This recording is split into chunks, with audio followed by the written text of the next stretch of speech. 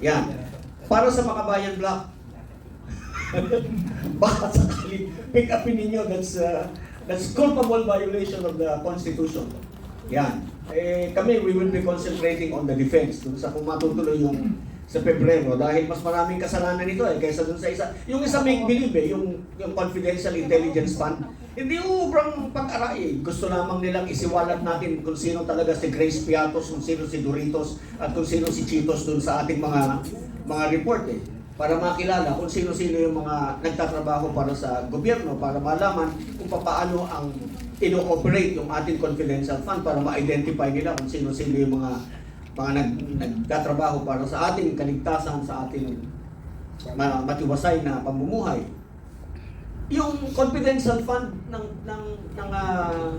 Vice President, maliit lang po yun compared sa confidential fund ng Office of the President. Si Presidente Digo, nung matapos yung termino niya, nag-iwan ng 2 billion mahigit na confidential and intelligence fund. Mga bayan, baka gusto nyo i-check, saan napunta yun? No, really, I mean like, nawala yun Yun yung alam ko na, kasi, di ba? So, tignan natin. Gusto ninyong inspekin yung confidential intelligence fund ng Vice President. Di yun munang sa'yo, tignan din natin. Saka ito pa, yung pagpondo mo ng confidential intelligence fund sa Office of the Secretary of Education, that too is unconstitutional. That too is culpable violation of the Constitution. O yan, kabayan. Balita namin, magpapile kayo, filean nyo na. Masaya. Masaya ba yun? Okay, sadaglag lang ako dyan. Kasi balikan mo ulit doon sa desisyon ng tao, based on the survey. Sinasabi ng mga tao, karamihan, involved ang presidente, nag-benefit ang presidente. In other words, parang alam ng mga tao kung sino ang mastermind, sino ang nag-approve. Tama? And also, ang rating ng presidente natin sa disapproval, nasa 55 na. Yung distrust, nasa 62.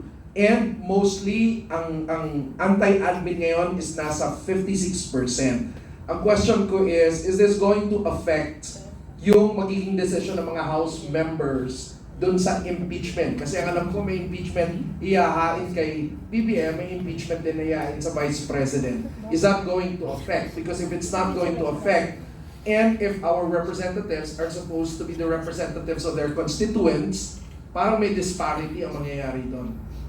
Dito natin malalaman kung yung mga congressman natin ay tunay na kinatawan ng ating mga mamamayan. Pag nagkaroon sila ng consultation at isusundin nila ang taong bayan, ang hatol ng taong bayan, at yun ang magiging boto nila sa ating kongreso, well and good. Pero hindi boto nila. Kasi kung boto lang nila yan, then they're not being the true representative of the people. So there's the challenge. Bago bumoto yung congressman nyo, dapat alam ninyo, yung pakinonsulta kayo. Because dapat ang boto nila, boto ng tao. Kasi sinasabi nila na yung boto ng mga congressman na sa impeachment ay boto ng taong bayan. Kung tunay na boto ng taong bayan yan, dapat kinonsulta mo muna ang iyong constituents. Ano po masasabi niyo doon, Ma'am Manu? May impact yun, no? May impact yun dahil pumupunta na tayo dun sa institutional inquiry into accountability. Again, depende kung ano yung mga charges na ilalatag. Again, depende kung silang dalawa. Matindi yung silang dalawa, sa tingin ko, yung Committee on Justice mahihilo kung paano gagawin yung role nila kasi sinabi ng Korte Suprema, oy, mag-hearing kayo ha, hindi na pwede yung fast break sa Senado. So magkakaroon ng hearing sa Committee on Justice, imaginein mo kung yung dalawang presidente at vice-presidente. On the other hand, kung gusto talaga natin ng accountability at kung gusto natin that we seek changes within constitutional ground, that's the only way we can seek accountability. Yun nga lang, tinitingnan ko saan budget kukuha para bayaran ng mga congressman. Meron daw, meron. Oo. Meron kasi kita.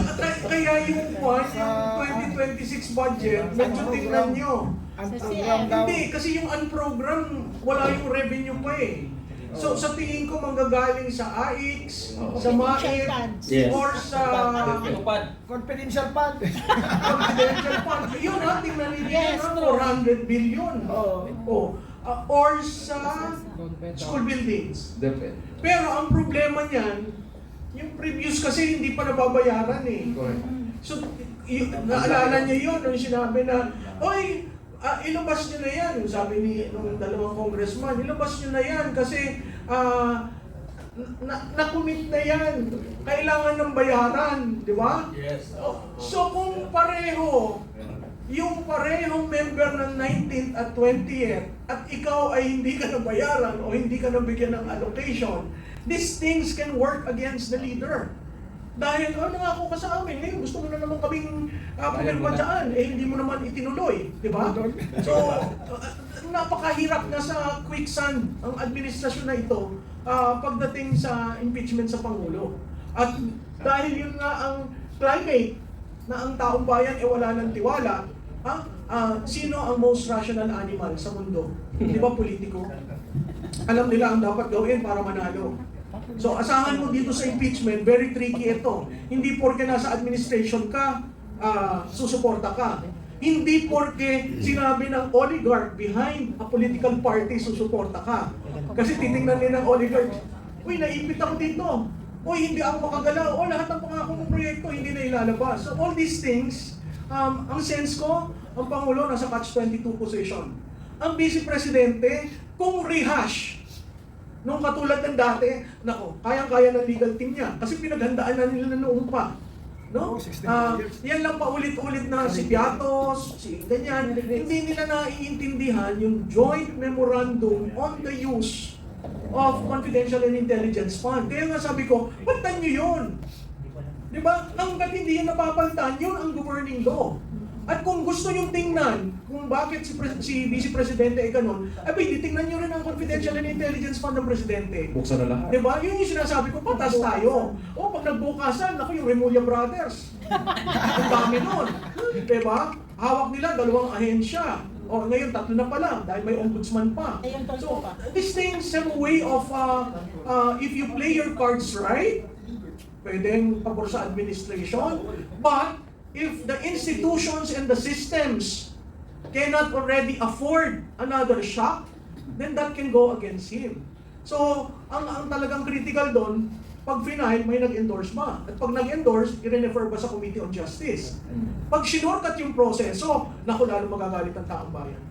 Diba? So, talagang delikado. Samantalang yung Vice Presidente, wala naman yata ako nakikita bagong charge na sinabi at ang gusto nila, iuulit. Yung isa, 3 taon. Yung isa, si Vice Presidente, 1 taon. Wala naman siyang flood control projects. Si Presidente, buong bureaucracia. Diba? So, again, kung titingnan natin, at siguro kung titingnan mo yung tiwala at approval nilang dalawa, talagang pag pumasok tayo sa impeachment, mas lalo ma-erode yun sa Pangulo. Yung 3 years consecutive unconstitutional budget, that in itself is also a culpable violation of the Constitution. So mas maraming grounds laban kay Presidente, yung tunay na talagang kitang-kita. Hindi katulad nung ginawa-gawa lang, pinilit lamang para merong maging kaso. 11 billion per day daw dahil sa inubos yung 100 something. Gusto nilang maunawaan kasi paano ginagasta yung confidential intelligence fund para maka-identify sila ng mga safe houses, etc. ng ating gobyerno. Hindi naman ubre yung gano'n. No? So, meron ko isang bagay na gustong tawagin ng pansin. Bantayan ninyo, yung restitution, yung pagbabalik ng mga ninakaw, ng mga engineers, ng mga contractor. Yung restitution before he is tried is violative of his rights, no? To be presumed innocent. Hindi dapat ginagawa yun. Tingin ko doon kasi, kunyari restitution, pero bayad yun to be free. Baka bayad yun ng mga nag-return, ito yung share mo po. O, ito sa'yo na. So, bantayan ninyo kung saan napunta yung isinauli na pera. No? Dalawa lang yata yun, si Hernandez at saka si Alcantara. So, yan, gagawing state witness yan. So, tingnan lang natin saan napunta yung isinauli, saan nakatago, paano nila tinago yung pera na yun, saan nila nilagay.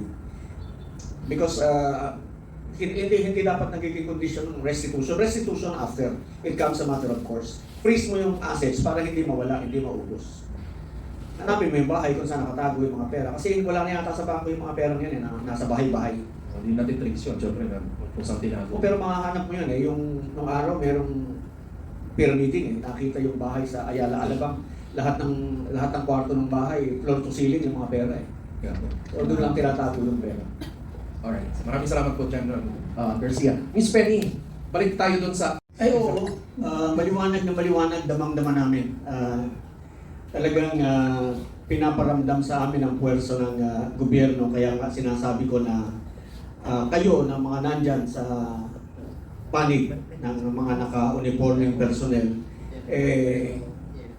huwag kayong pumayag na magamit kayo para pagkitin ng boses ng lumalaban dahil kayo ang nagbabiolate ng non-partisanship kasi kayo yung lumalabas na partisan, hindi yung mga lumalaban. Kaya dapat po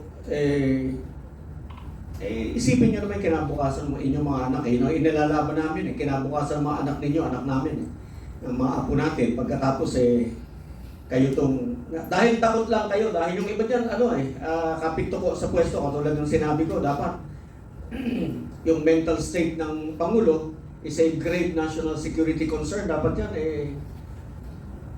pa-examine natin yung duty ng gabinete ng Pangulo yun to have him examine. Sulatan nila yung Senate President at saka yung Speaker of the House at sabihin na dapat ipa-examine natin ng Pangulo para malaman natin ang tunay na kalagayan ng kanyang pag-iisip. Kung dahil may allegation na siya ay prolonged user ng cocaine. And when you do that for a long time, yung epekto kasi ng cocaine sa brain nakakashrink ng utak yan, nakakatuyo. And when it shrinks, hindi na pareha sa pag-iisip niya. Nag-hallucinate pa yan So, and in times of emergency, yung crunch time na tinatawag natin, hindi yung maaasahan muna sa atin yan. So, dapat trabaho ninyo yan. Kayo sa Sandatahang Lakas, kayo sa National Defense, sa DILG, lahat kayo. I think it's incumbent upon you to do your duty under the Constitution. Have him examined. Para magkaalaman tayo, para ma-settle natin itong issue once and for all. Confronting the President himself. Yan yung problema pati yung chain of command Paano kung yun nandun sa chain yung problema? Paano po proteksyonan mo yung government? You're loyal to the government. You're loyal to the government and to the Constitution, not to the person. Paano mo yung person ang problema natin? Like right now, we are confronted with a situation where the allegations of widespread, big-time plunder is on the President himself. Bakit ayaw ninyong... Why don't you ask him to face the music? Hindi pwede yung shielded ba siya doon sa hindi gano'n Kailangan para tuloy-tuloy ang negative rating na yan because that's a telling one. That's well, I don't know whether abutin pa siya ng 2020 pagka ganyan ang pagbagsak ng trust rating. Alright, so may tanong po ako. Magpa-file po ba kayo ng impeachment? Yung makabayan lang yata mag-file ng impeachment. Kami alam mo, pero kung sa grounds lang, maraming grounds. Sa akin, yung oath of office ng Presidente, for example, this is constitutional nasa Constitution ito yung sabi ng Presidente, oath of office, before you assume your office, the functions of the office of the President, mag-o-oath ka, and this oath is in the Constitution itself.